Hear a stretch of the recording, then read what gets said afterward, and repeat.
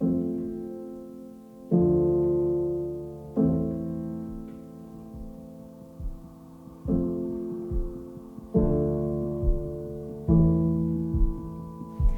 Suo. Hello, I'm Councilwoman Suli Saro of Long Beach City Council District 6. I want to welcome you to this special day of Remembrance and Renewal, a celebration of Cambodian American stories, and to wish you a very happy new year. During the annual Cambodian, Thai, and Laos New Year, which begins on April 14 and ends on April 16th, Southeast Asians everywhere celebrate the arrival of spring. But for some, April 17, 1975 marks the day in which the lives of Cambodians everywhere were tragically changed forever when the Khmer Rouge marched into the capital, Phnom Penh, and evacuated the entire population. They forced people into labor camps and murdered government officials, doctors, artists, and scholars, among many others. It became known as Year Zero. Under the Khmer Rouge regime, it has been estimated that over 2 million lives were lost due to execution and starvation. Several 100,000 Cambodians later fled their country and became refugees, resettling in countries all over the world in the hopes of rebuilding their lives. Long Beach, California became a city that still has the largest Cambodian population in the United States of America. As daughters and sons of survivors, it is important that we never forget what happened and that we remember the lives lost during the genocide. But more importantly, we must honor and celebrate the resiliency of the Khmer spirit. We will always carry our history as we move forward to rebuild, restore, and renew. To look towards a future made stronger by its past, and to take pride in a generation that can now flourish beyond its scars. A generation that now has its own path to forge, its own stories to tell. Thank you for joining us and enjoy our program. Jumrip Lia.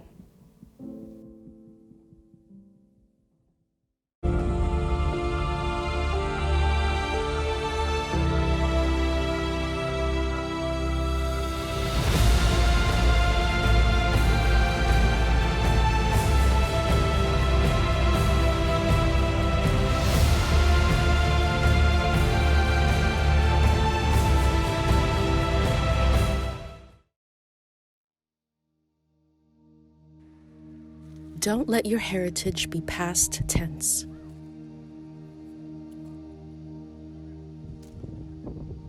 Think of your great-grandmother in woven silk, countless threads through her hands, weaving lines intersecting her face and palms, her children who compose your motherland fabric.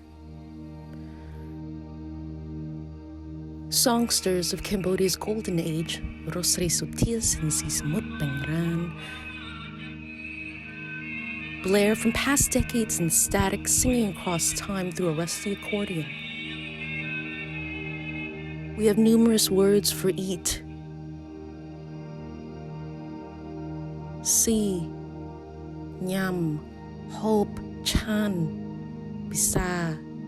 Each bite is love. Ye asks if you are hungry because it took 30 years to say, I love you, like an American.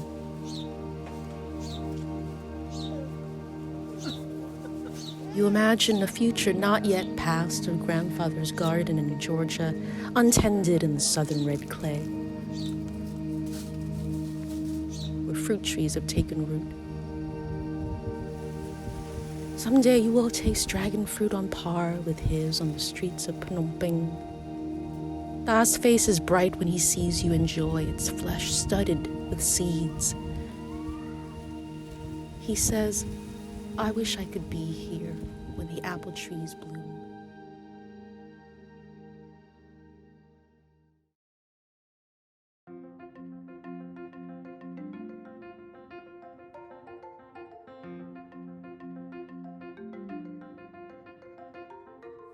I was born in a remote village of Prerumdeng, Khat Preveng, which is bordering Vietnam. I was born on January 10, 1940, But my oldest brother took me in, and I lived with him and his family. I didn't have a birth certificate from the town I was born. Then my brother changed my birth certificate to January 10, 1942, 2 years younger, so that I can attend elementary school. The village I was born, there's only about 5 homes. There's no village chief, no school. I have to travel far to attend school, so that's why I moved and live with my oldest brother, NJ. The Agency of International Development offer a large number of scholarships to the students in the same school. They select the best one among them. And I was so excited to come. At that school, they taught us French, no English at all. Hamburger is my first food that I eat and taste. At the time, I couldn't pronounce hamburger. When you see the word, you say hamburger, hamburger. I go to a restaurant or to a fast food, I'm afraid to order things, because I couldn't pronounce them right. Especially hamburger, it's so hard to pronounce it. When we got the scholarship and we get to America, we were warned not to drive an automobile and not to marry an American woman. Plus, they want us to fix our brain into studying school only, not to go out and have fun. I went to Georgetown University in the winter of 1962. When I was at Georgetown University, I remember we went to a movie called West Side Story, a double date actually. They took us to the drive-in movie. As we went there, my girlfriend said, tell us to duck down. That means don't show my face, our face. They duck down. I said, why? They tell me to duck down so that the movie theater would see that we are foreigners coming into the movie. I feel normal, because I thought that this is the way they do it in America. So summer '63, I came to Cal State Long Beach. I teamed with 3 other friends, Sarit Ai, Som Prum, and Mamatau. And we rented a 2-bedroom apartment for $200 a month. And you imagine $200 a month for a 2-bedroom apartment at the time? Since we split the rent, I can afford to take trombone lessons. Some other friend took some other lesson. And Sarit, our roommate, is a drummer. He practiced drumming. The Khmer Student Association was formed in 1959 by previous students who came before I did. The feeling of loneliness, of homesick, and the urge to see and meet other fellow Cambodians led to the formation of the association. Sarit Ai, known as Sam Ramsek, my roommate, was its president in 1962.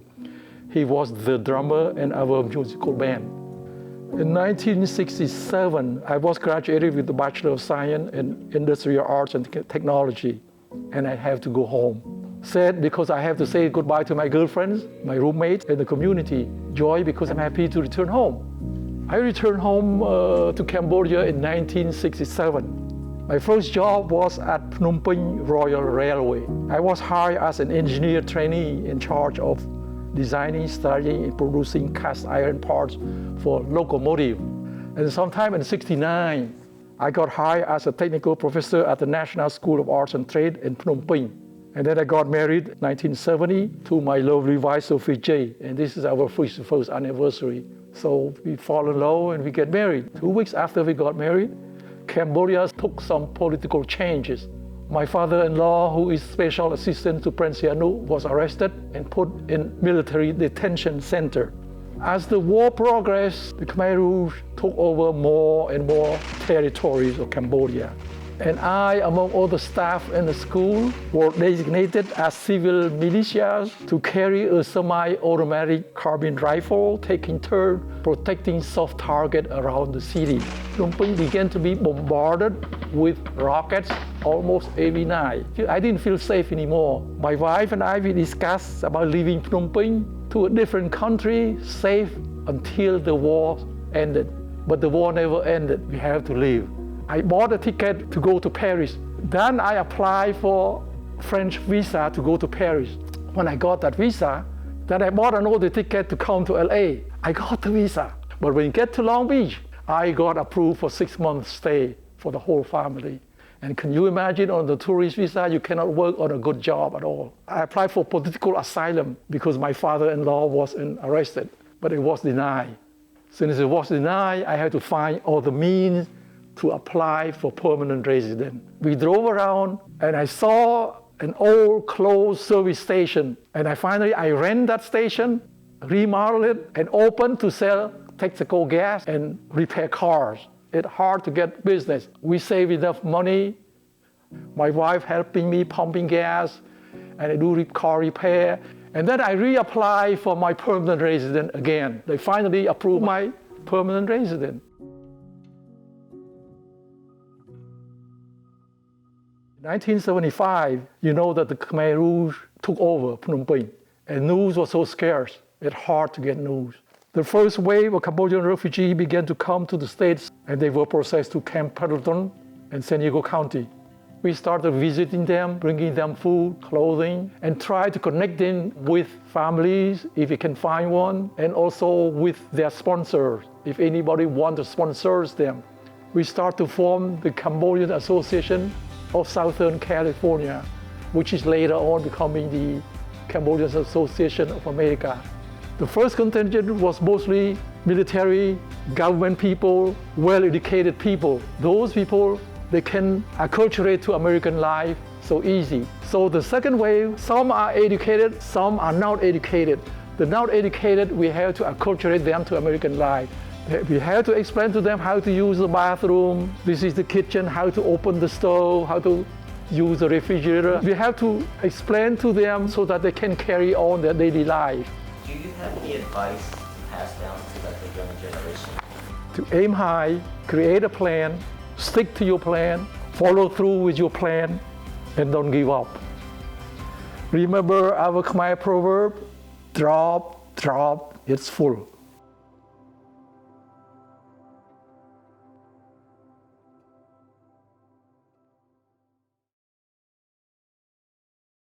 There's no longer a tree in front of the library. There's only like one big chunk of tree, but there used to be a huge one. That little area right there, we used to call that Little Cambodia.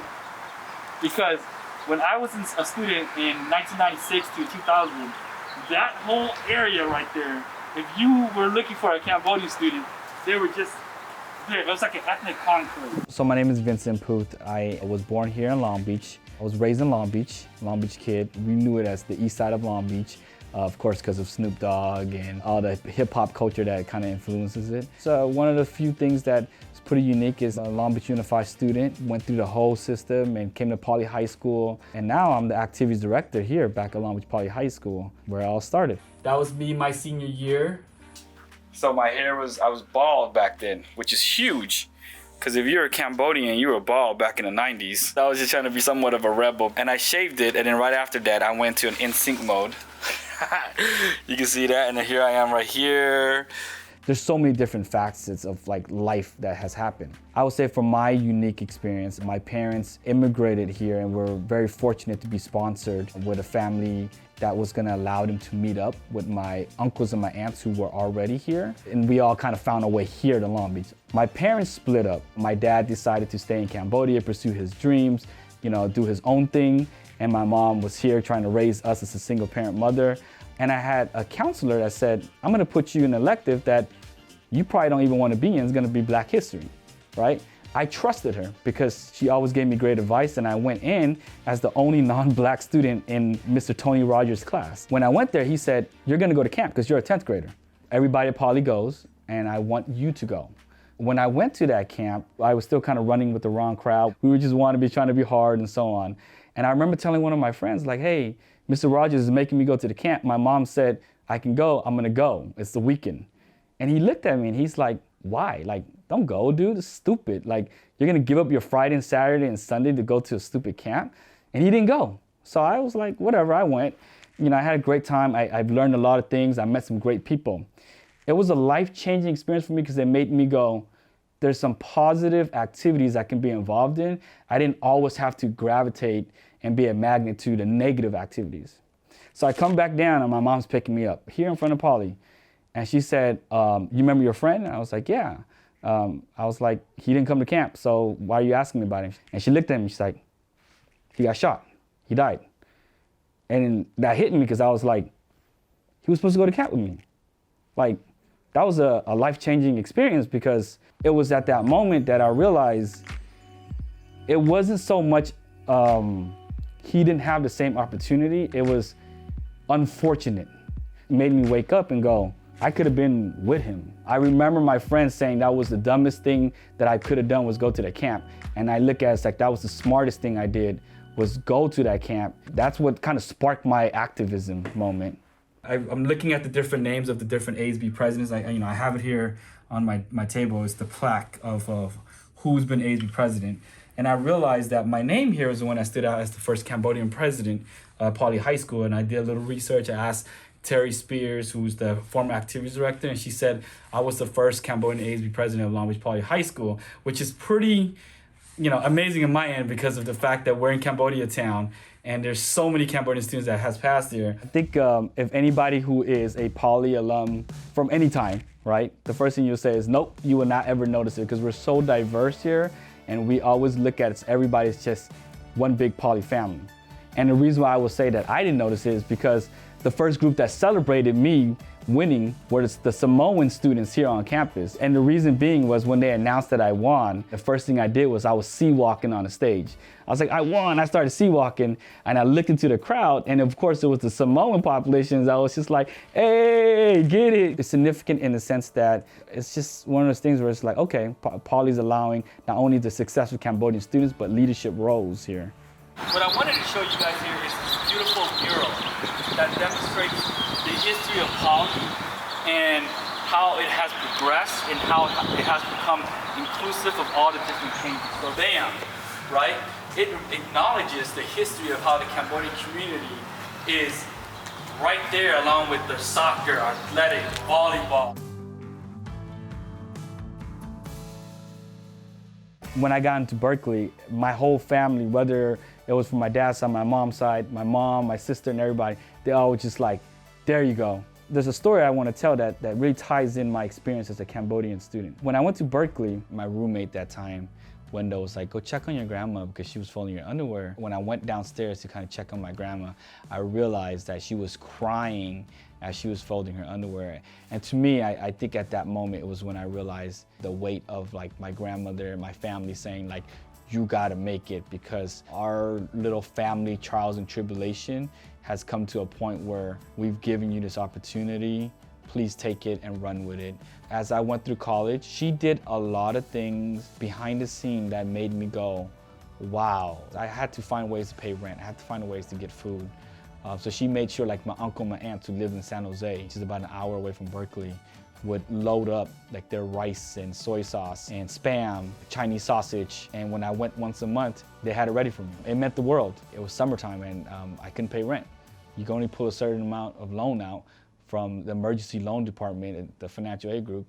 And my grandmother had my uncles and my aunt pawn their wedding rings so that she can get the money and give it to me so I can pay for rent.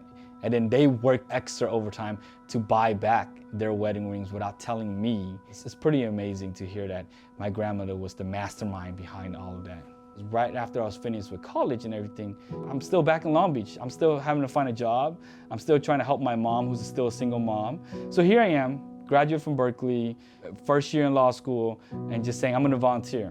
Working with these kids, and I remember this one kid sat there, and we had a whole week of doing different activities. And me breaking down barriers, telling them who I am, what I went through, some of the funny jokes that I had. And they just loved it, being there with me for a whole week. And so this kid, his name is Ricardo, he said, Vincent. I was like, what's up? And he was like, you know what you should be? I was like, what? He said, you should be a teacher because I listen to you. And I was like, you sure? And he's like, yeah. And then I told my mom, should I be a teacher? My mom was like, you need to be a teacher. Teaching is probably one of the toughest profession, out there. I would say even probably one of, the toughest profession to stay in, but I stuck with it. And here I'm at now at Poly High School, I guess where it all started again. You got a great guy here. I appreciate working side by side with Mr. Pooh. He's very dedicated to his community and to Long Beach Poly, so we're very blessed to have him. It's good to have him say that because He is Mr. Poly High School. If you were to ask anybody, you know, who's Long Beach Poly, who's Mr. Long Beach Poly High School, they would say Rob Schott. Anything that involves student body life, I have to be involved in, including meeting with the administration team on how to keep the morale up, how to keep the kids going, the teachers going. I feel like if I'm not happy about it, if I'm not smiling and I'm not making, you know, this the best place to be at, then who else is gonna do that? I didn't get here on my own. There's so many people. I can name a list that's probably, you know, pages and pages long of who has helped me. My success is the success of those who invested in not just me, but other people around me, my community, my family, friends. My success, I think, is a reflection of the success of our community and folks that has, you know, continued to work with all of us.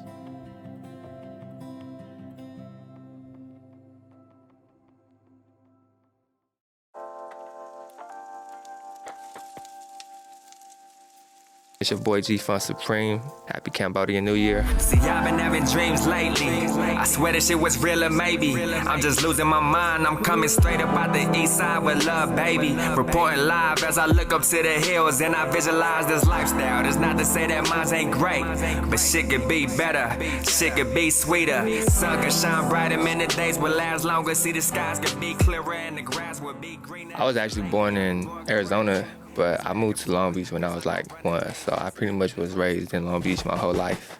My parents fled from the war-torn countries down over here to, you know, try to find better opportunities. But my dad came here first. He got sponsored, and I remember he had told me that whoever sponsored him asked him where he wanted to go, and he just mentioned somewhere like home where it was hot and it was kind of dry and humid.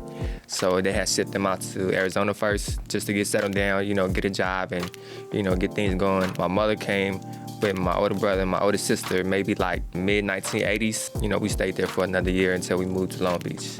I think, you know, because my parents are from a different generation, I think their idea of like what they wanted for me was just opportunity. You know, they wanted something better than what they thought they had at home. So coming over here, they felt like going to school, get a job, go work for somebody and, you know, saying that that was an opportunity. I think understanding that like working hard is something that was parallel to what they wanted me to do to try to just, you know, work for a better life than, you know, what they had back home. What people might have been accustomed to back home is, you know, poverty. You know, it's really fighting to literally have a meal. And to come over here, to think that you have a better opportunity, to think that you leaving a war, to wonder like, all right, I'm about to go to a land that's just full of opportunity, full of riches and glitz and glamour, but really you're going to another war, which is one of other races, one of discrimination, one with gang violence, one with drug use, one with poverty and not learning the language and all that. So in a sense, that is another war of you just fighting to fit in and trying to find your own identity. Do I find myself lucky for escaping gang life? I wouldn't say I'm lucky. I just felt like, you know, I was conscious and I was fortunate to have people around me to kind of like guide me in a different direction and give me the choice to like, you know, have a choice. Look, no opportunity coming, I feel it deep in my soul. I wear my heart on my sleeve. So I was in the 4th grade. I stole a couple of sheets of like insect stickers that I see my teacher had put out. I felt like he had a lot anyway, so I was like, a couple of sheets ain't gonna hurt him, you know what I'm saying? And my sister, she was she had took some because she was gonna tell on me that I stole it. But anyway, I gave her some. And then I noticed that she came home selling these stickers for like 25 cents each, for like a little square that had like 4 insects on it. You make it $5, $10 a day, so I said, I'm gonna cut the price. I started selling it for like 10 cents each. You know, I didn't make as much as her, but it was selling more frequently. And so that was like kind of like my first taste of like, I guess being a little entrepreneur. Don't steal to start your business, by the way. I did go to college, I did graduate, and you know, my parents is definitely there. They was definitely proud. I think, you know, for anybody, like, I think that's a big accomplishment. They felt like having a degree was an opportunity or something like a segue to a better life. My mom's a fan of my music. My dad knows that I rap too. I think Cambodian rap music actually been around for a while because I was listening to stuff since like middle school. There was like, I don't know, Khmer Kid. There was like Pratch. There was like, you know, all these other rap songs from Cambodians that I heard. What I want people to take most of my journey, I want people to look at me as an example, as somebody that did whatever it took by any means necessary, that I was fearless. I just took the opportunity and ran with it. And at all costs, and I did it the way I wanted to do it. And even through failure, time and time again, I was never scared to just get back up, keep trying. I think that's the biggest thing, and hopefully that I can give them hope and inspire them to just keep doing the same thing and yeah, you know, turn up. Yeah.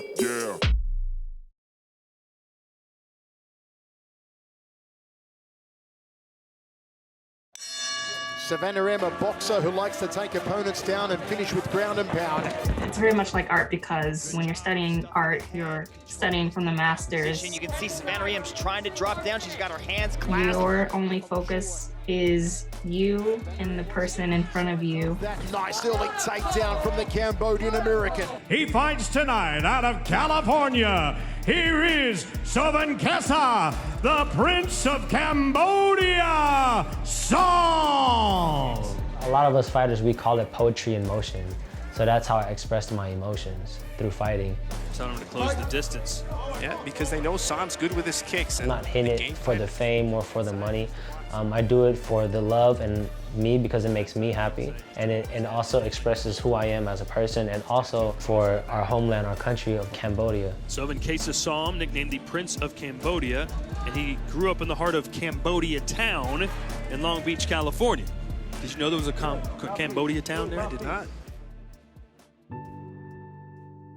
A lot of things stick out to me, especially being born and raised in Long Beach, you know, also known as Cambodia Town. Growing up in the Cambodian community, it's just, we're very tight-knit and we're packed and we really like to help each other out. And, you know, I try to involve myself in the community.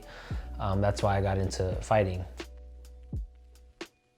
You know, every time I go fight, I always get blessed by my mom. She can't watch me fight though. Like, that's what she would never do. At first, they were not that they weren't supportive. I mean, as parents, they're always gonna be supportive, but they just they was like, are you sure you wanna be a fighter? Like, you know, you can get hurt if you break your leg, you know, who's gonna take care of that? Who's gonna take care of you? But, you know, as time went on, then they started to see like, it's what made me happy and it's what I love to do, and, you know, I'm not gonna stop doing it, so. I was born in Long Beach, but I didn't really grow up in Long Beach. Like, I lived around Pomona for a while, Ontario, and then we even moved to the Midwest for a good chunk of my life. And then just over the years, especially having moved over to the Midwest where there's absolutely nothing like that, no like Khmer restaurants. We barely were, maybe there was like a Chinese restaurant. That was the closest thing to, you know, eating Asian food. I missed going to temple with grandparents and eating Khmer food, and I just wanted to delve more into the culture, you know. For a while, my mom being a single mother, it would be easy for her to pawn us off to our grandparents or uncles to be babysat. We had moments where we were very poor, and then we'd have moments where my mom was doing well. Yeah, it's crazy to think of the things that she went through, and then to see the person that she is. You know, if you meet her, you don't think like, oh, this person survived a genocide. So, you know, she's a sweetheart, and, you know, with her wounds and her traumas, but still, my mom is adorable. I feel like I've gotten a lot closer with my family. My mom is incredibly supportive. She's scared for me, obviously, but she's 100%, you know, got my back. And my brothers and sister, they think it's awesome. Everyone just thinks it's like so cool. Anyone I tell that I fight, they're always like, what? Because I'm very unassuming, very quiet, soft-spoken, shy. Mom, Slova in the past, she likes to grab onto that head. She likes to kind of just protect herself, alleviate a little bit of damage. But Savannah's able to pop her head out now. She's dropping. Started at the boxing gym called DG Boxing in Long Beach. My friend at the time, he was training there, and he knew I wanted to do something to get into shape, and he introduced me to the coach there, and I had like a free class. And you know, I never had the money to pay for any kind of membership, but the coach DG was sweet enough to let me train there for free. And then eventually my friend who introduced me to DG told me where I can train jiu-jitsu for free, which is where at the Cal State Long Beach, there was a jiu-jitsu club. So I would just skate over there. That was around 2014, I think, where it started coming to my mind that I can do MMA. So I started with just Western style boxing, so just punches. And eventually, you know, since I'm competing as a mixed martial artist, I had to add in the grappling aspect, which is, you know, typically Brazilian jiu-jitsu and wrestling, even judo, things like that. And also adding in kicks and elbows. So I studied kickboxing, Muay Thai, and also I trained at a school in Long Beach called Long Beach Kickboxing for Patadas that I had gotten into a fight, like a little argument with a family member. I got really angry, and then I just left the house just to like let off some steam. And I come by this Khmer kickboxing gym over there on Anaheim Street. It's called Long Beach Khmer Kickboxing. That's my very first gym ever. That's where I started fighting, where I started training, where I started my whole entire career. I walk by the gym, and then there's a man there. His name is Omri Ban. He calls me to come in, and we talk, you know, we chatted up and everything. And he's like, okay, well, I don't want you in the streets. I don't want you doing anything that, you know, you will regret or that will mess up your life. So every day starting from now, I want you to come and train with me. And then ever since then, I became a 3-time champion under his belt, but very, very humble man, and he took me in. He took me in, and he guided me, trained me, and then led me to where I am today as far as like my fighting career. Since fighting for one championship, I've been able to kind of grown a bigger like Cambodian fan base. So people have been reaching out to me. You know, my Khmer teacher, she lives in Battambang, so you know, she's always teaching me all kinds of cool things. When you know you're not doing it just for yourself, then there's more joy into that. There's more happiness into it. But as far as like really doing it, I don't do it for me. I do it for everybody else, for everybody, to entertain everybody else, for them to see, for our people to see, like, oh wow, like we have a Khmer kid in the States, you know, representing our Khmer martial arts. I continue fighting for our people, and that will never stop, and I will continue to do that until I can't do it no more. When you think of Cambodian woman or Khmer girl, you don't think of like this badass martial artist, woman, warrior. You think of someone who's kind of quiet, very polite. You know, because I've always had such a hard time with any kind of confrontation outside the cage, I would just do my best to avoid confrontation. This is forcing me to deal with confrontation up front and personal. I'm locked inside this space with confrontation. When I see someone like Tarat or No Srepo, I would just like that to be kind of the model for young girls to feel empowered and strong and want to do things like martial arts. By way of technical knockout, Sofanari It's a TKO to her record, and it's the 3rd time in her career that she has stopped an opponent in the very first round.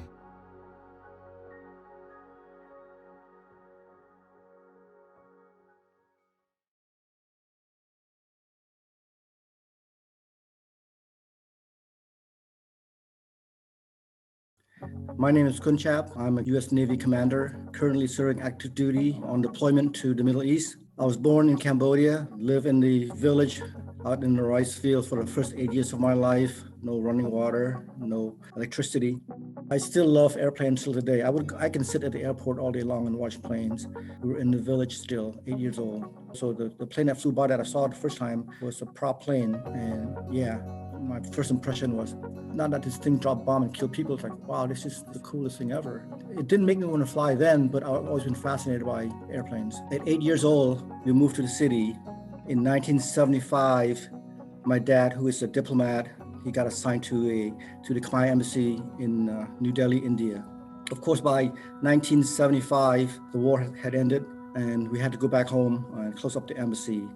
So on our way back home to Cambodia, our connection was in Bangkok, Thailand. When we got there, of course, there's no flight going to Cambodia, no news whatsoever. So many families that also from other countries serving the Cambodian embassy also got stuck in Thailand. We were there for several months. We were in contact with the U.S. Embassy, and after about 3 months, he told us, that we have to apply for refugee status because there's no news coming out of Cambodia at that time, so we didn't know what was going on. They moved us from Bangkok to a refugee camp in Thailand, Otapao. It's about 2.5 hours, 3 hours away from Bangkok. But after a while, they say we can't go back to Cambodia, so they start moving people from the refugee camp to Camp Pendleton. That was our first stop in the US. Landed in LAX and then bus us to Camp Pendleton. Finally, that's how I arrived in the US, and I've been in San Diego ever since. We do have families that were in Cambodia. We did not know what was happening with them for about 4 or 5 years. So we finally got letters, and we also found out that we've lost probably half of our relatives through the killing field. I miss Srokmai so much that I live my life in my mind every day. As a child, I carried French bread, 5 o'clock in the morning. Every time I go back, I can navigate the whole place by myself, not being there for over 20 years plus. The military is something that's always been very prestigious to me. I wanted to be a pilot also, so it was an opportunity to get to be an airline pilot was through the military. So I did my research, and so when I joined, my family also did not realize that, there's a potential of me going to war. It's just about a career path to get to where I want to go. So I joined in '85, went to boot camp in Florida, went to air crew school. When I was at my first squadron, I was taught by my commanding officer that the Navy is not about flying, it's not about driving ships, it's not about weapon system or any of that. The most important thing about the Navy is the people. So I got to see things that most people don't get to see, but it always stuck with me that it's all about people. In 1985, my first squadron was tough. My chief, my E7, did not like me because I was brown. It didn't impact me because I had so much support surround me at that time. I was the first wave of refugee coming out here. When I went to high school, I was the only one. When I went to San Diego State, I was the only one. I lived most of my life being the only one. A family survived the killing field. We can do anything. Not in a million years when I was a child thinking I would be in the US Navy, and we need to push our children to feel like they're very blessed to be here. I understand my elders' mindset, but I also understand my younger generation mindset. So I'm stuck in the middle. Sometimes it's a curse. I can be an American as you can be, but I can be as Khmer as you can be also. So I cherish both, and I think having both culture deeply rooted in me is truly important. When people say thank you for your service, I really thank America for this opportunity to serve. And the taxpayers pay our salaries, so I thank them. So I try to tell them, it is an honor to serve this country, but it's something that I think people should experience only because the concept of teamwork, sacrifice is important.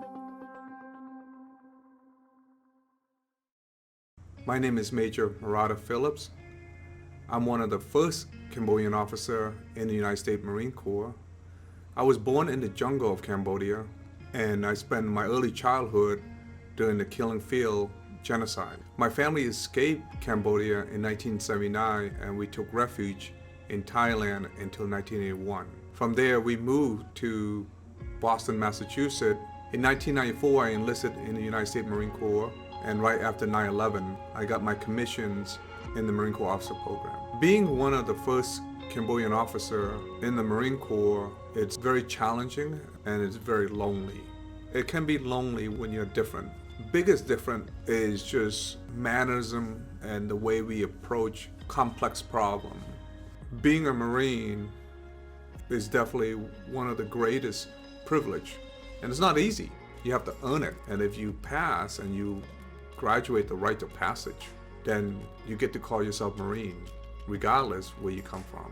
I believe the most difficult thing about being a Marine, this is true for all nationality or ethnic groups or race. Being small is very, very difficult. I didn't realize I was really small for my weight class. When you enter boot camp at 5'2", weighing about 115 pounds, you're pretty much on a small scale of what we do. Because you're packed 70 pounds or higher, you're essentially carrying 70% of your weight. It's a lot, and you have to go a long distance. And then if you have to do any carrying of somebody, a lot of the guys you carry tend to be bigger and stronger than you and taller than you. So physically, it's one of the hardest things for me. So what I did is I put on a lot of weight. I just spent a lot of time in gym. I ran a lot. I was putting about 30 miles a week.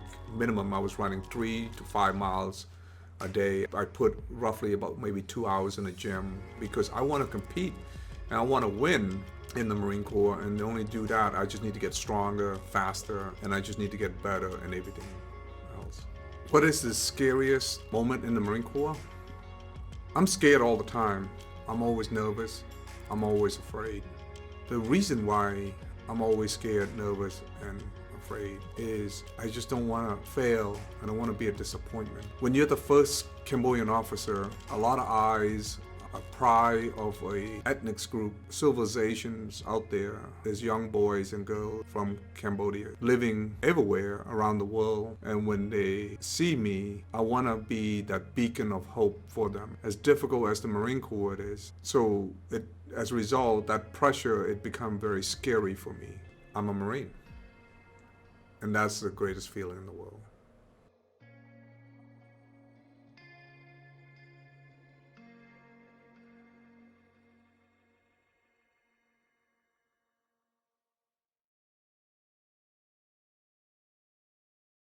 My name is Gorntia So. I'm a Sergeant E5 in the United States Army Reserves.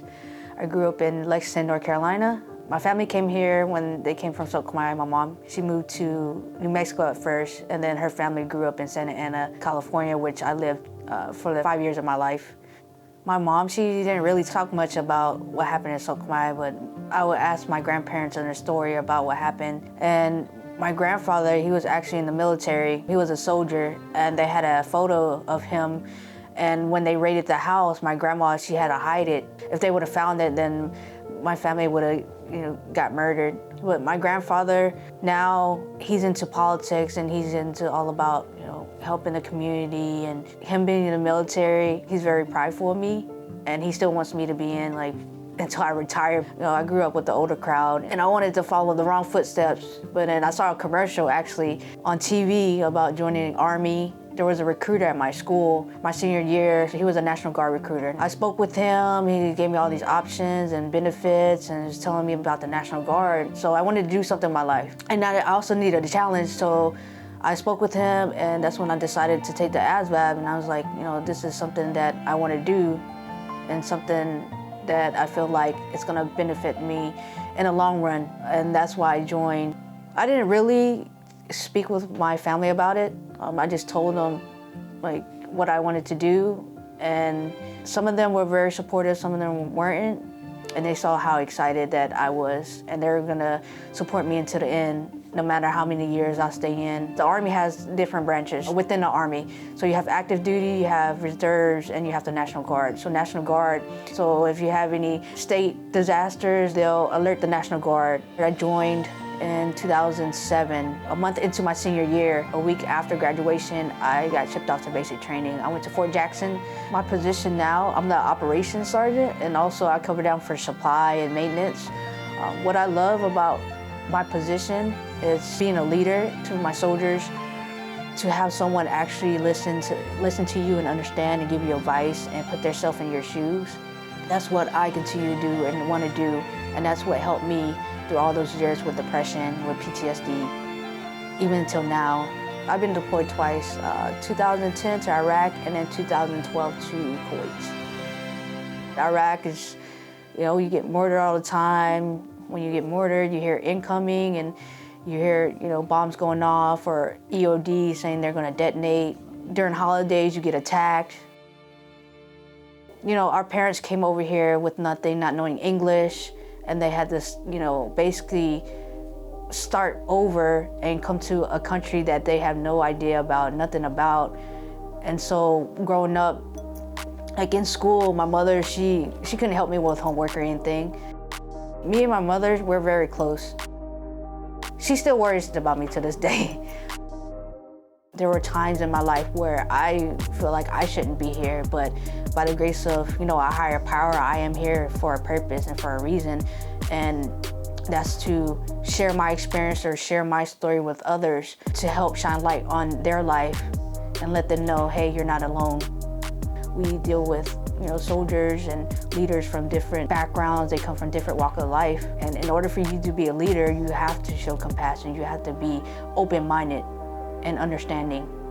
You know, I'm very prideful when I wear my uniform. Not only do I represent Americans, but also Asian Americans. This is who I am, and I take pride in putting my uniform on every day.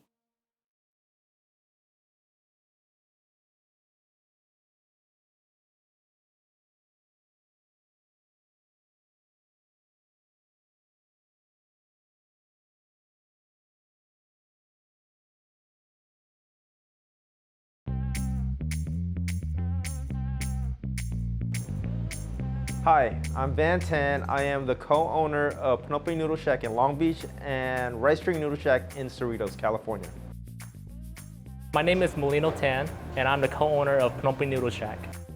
It's just like this home feeling, this comforting feeling that I want them to experience. It's crazy how far we've come. Food is everything. That's why I love doing it, is I can eat noodles every day.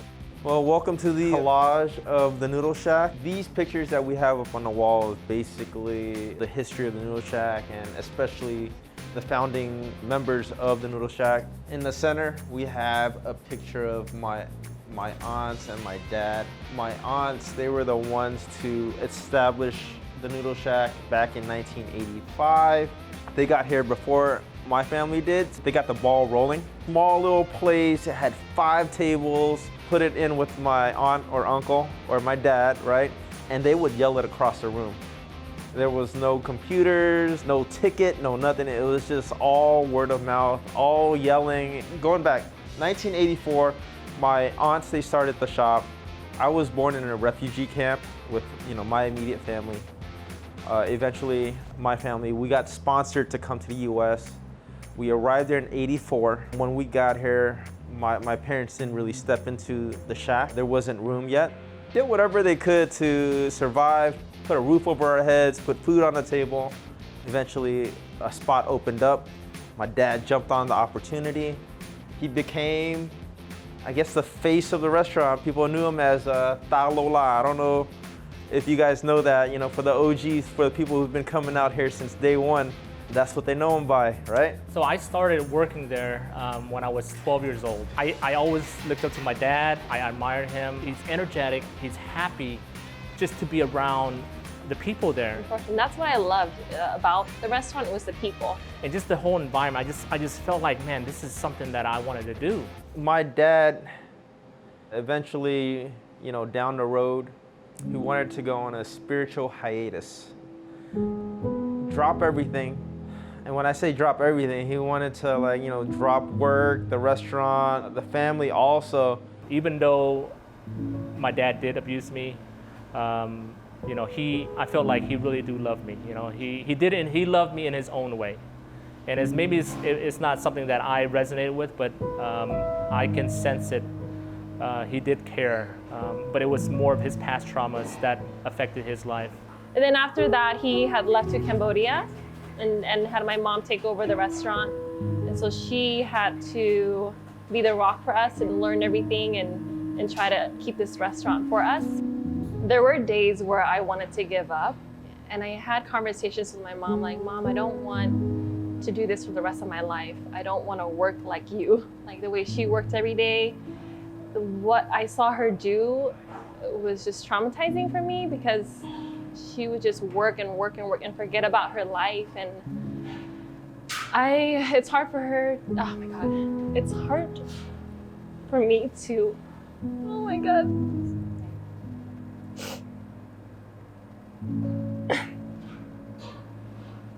2017, my mom, she passed away because of lung cancer she had.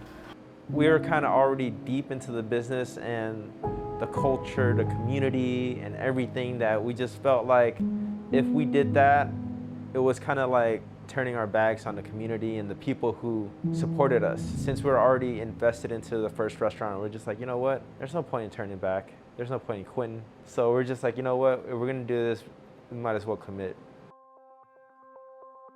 We all know our purpose is to just be together and to help each other out. And having Rice Strings now, having 2 locations, having one in San Jose as a franchise, that was challenging, rewarding at the same time. But at this moment in time, if I were to have a child, I would want them to just go to school, stay out of trouble and do what you love. That's really what it is, right? And be happy. That's all that matters. You know, we had to put this picture up. It's a representation to the fullest of how the shack was, just the vibe and the culture. Like, my dad would just come in, and if you take a really close look, he's like sporting Cambodian sandals. Like, he's working on the floor with those. There's no such thing as non-slip shoes. Like, there's no regulations. We didn't have to deal with the health department to that degree. Like, that's how OG it was.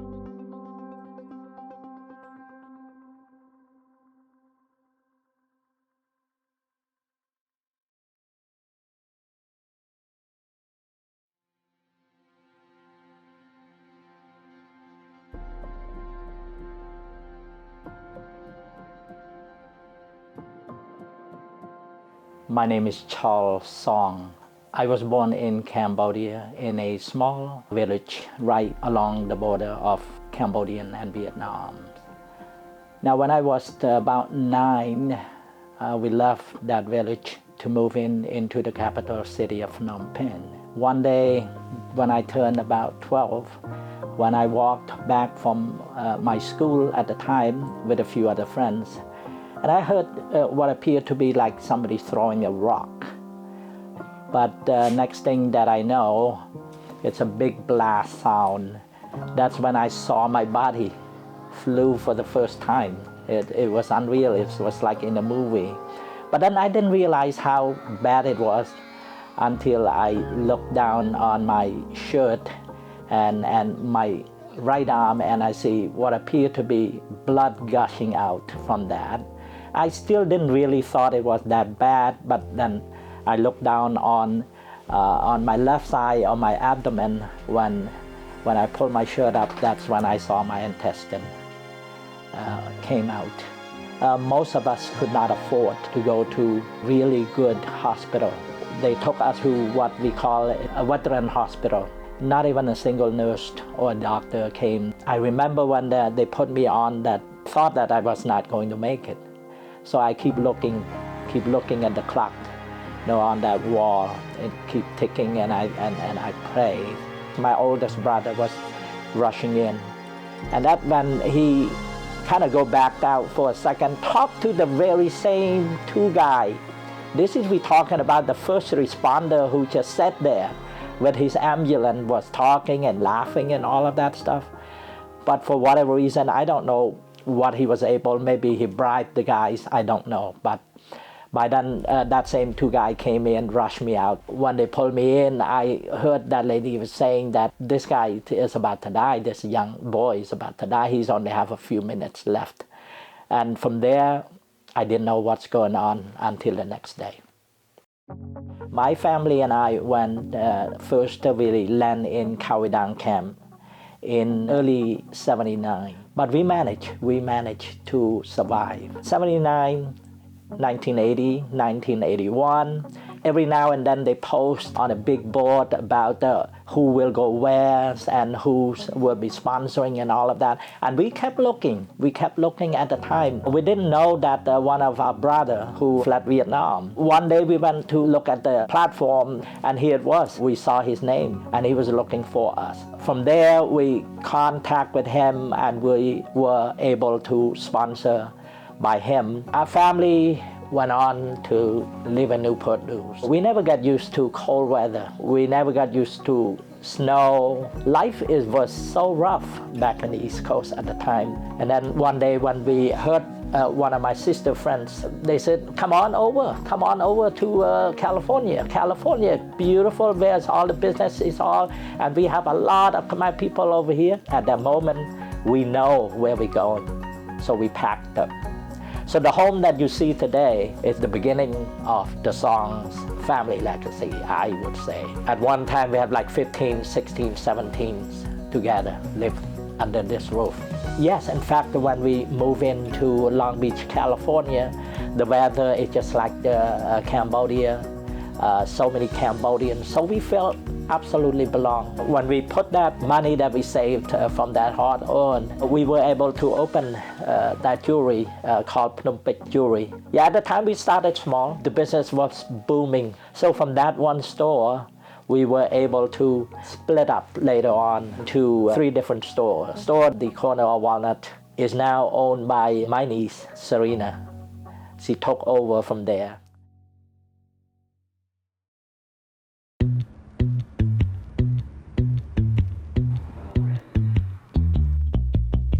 First born in a small village in Cambodia called Spien Tom. We were sponsored to Newport News, 1981. And then we heard about the opportunities in California and checked out 1984, 85, something like that.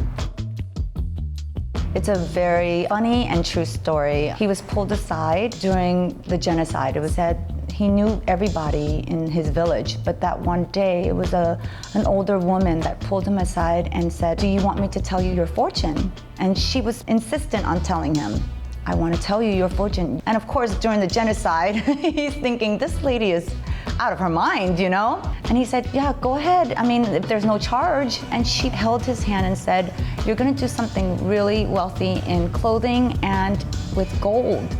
And at that point, he just kept laughing. He just didn't think anything of it. And sure enough, my dad owned a sweatshop.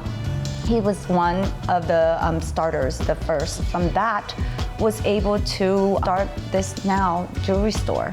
1989 was when he first started the jewelry store. Well, first, they started at the sweatshop, so we knew how hard it was. We had to just do what we had to do. It was rough for a very long time. We lived off of scraps, but my parents made it happen.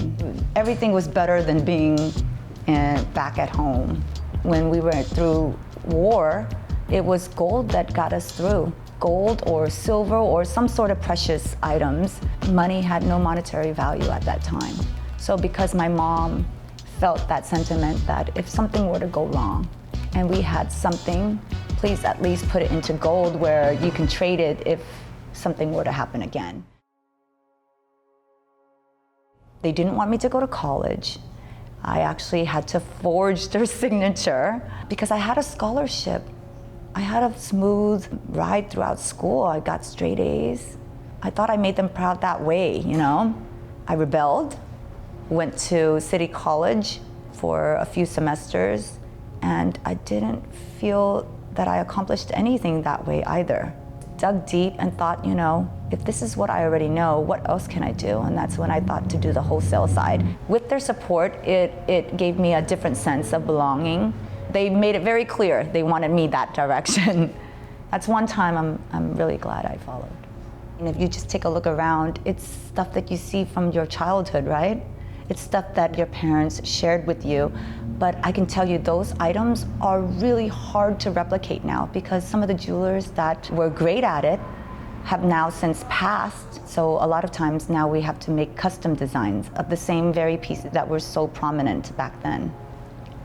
Being the eldest came with so much burden. It was heavy. We were pushed to do so much only because we had that title. We were the eldest. I had to take care of my siblings as if I was the parent because, as I mentioned, my parents were rarely around. I wish my dad was still here. I know that because of him is why we are in a position that we're in now today. He worked tirelessly. He didn't have time with family. And we were so resentful towards him. And I would always say to myself, why can't my parents be more like other parents, you know? Why are they never here? They were almost non-existent. And then I realized when I had my own family, it was when he sacrificed everything for us. Everything. Like when he passed, he had one trip to Cambodia, one. I think every Cambodian parent wants to see their kid do well. So everyone has their own path. But I know we're doing our best to make them proud and make our own family proud.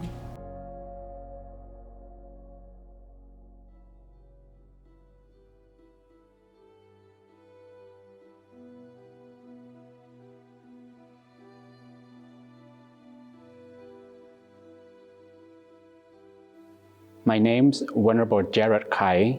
I was born in Cambodia in 1975. I became a monk especially because my mom, as a Cambodian tradition, the first son in a family to become a monk for their parents. Actually, she asked me to become a monk just 1 year, but I love life as a monk, so I continue to be a monk for 15 years now. I'm from Otaki village along the National Road number 5. I was sponsored by this temple, Wat Sakobarai temple. We have relation with the people here. That's why they asked me to come here to help the temple. The Buddha himself, he's not a creator. He's just a human being, but he is curious about life. He spent years searching for the meaning of life. He believed that everything that happens has a reason. He believed in the cause and an effect. When someone dies, especially the loved one, passed away, there needs to be an arrangement for merit-making ceremony in Buddhism. This merit-making can take place 2 or 3 times in the span of 100 days. It is called the period of mourning, and it can last 100 days. Now, on the 7 days, on the 49th days, and last one is on the 100th day. It is our belief that the soul of the person has moved to another life on the 7th day. So we celebrate that on the 100th day. It is the end of the mourning period. You will have people to come, all the relatives, all the friends to come to the ceremony. The monk will be invited also to preside over the ceremony, do the chanting. In Buddhism, the merit making is to assist the soul of the person, to facilitate them on their journey to go on to another life. And that's the main reason why we do the merit making for the body. The concern, the connection between a Cambodian community among the youngest generations. One of the problems is the language. They don't speak the language, they don't understand the language. The only place that can happen, that can help the children to learn the language is at home. If you let go of these responsibilities, you will lose. Even you have the temple, you have the traditions and everything, but language is one of the most important part in our culture. If you lose the language, you lose everything. What happened in our country is a tragedy. Yeah, I lost my uncles and many people are my relatives. People died, people were killed senselessly, It's a sad thing, it's a sad thing. I think we have to move on. We have to move on, working for a better future.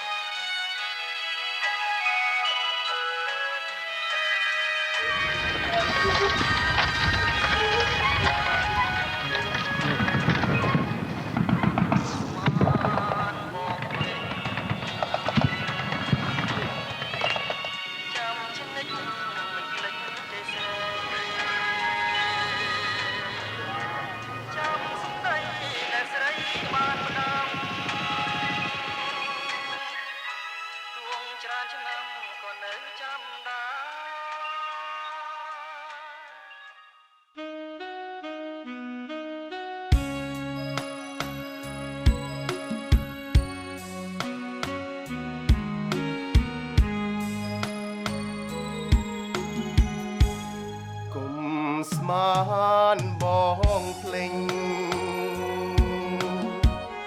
chăm chiến linh mình pling tê srei chăm sống đây đại srei ban đam tràn kha năm còn nở chăm đai cùng sman bong pling chăm chiến linh mình pling tê snai tuông chia slum có mình plik đai đây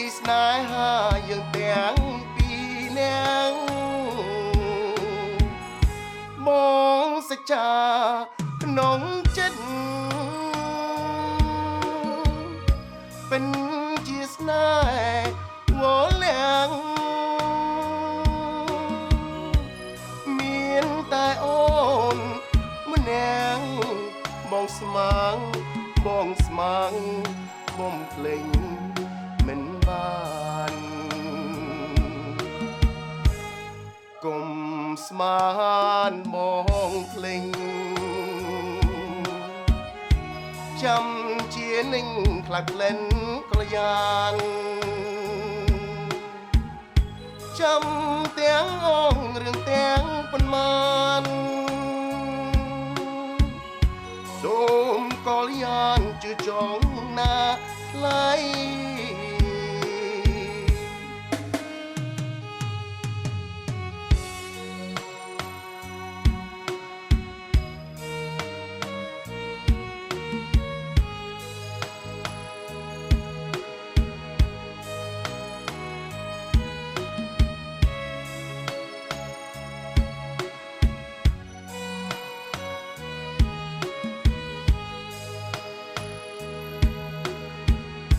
มองสิจาขนมเจ็ดเป็นจีสนายงอแหลงมีนตายอ่อนมันแหนงบองสมังบ่มเพลงเหม็นบ้านกลมสมานบ้องเพลงจำเจียนิ่งคลายเพลนกระยานจำเตียงอ่องเรื่องเตียงปนมันสมกอลยานจุจองหน้าไหล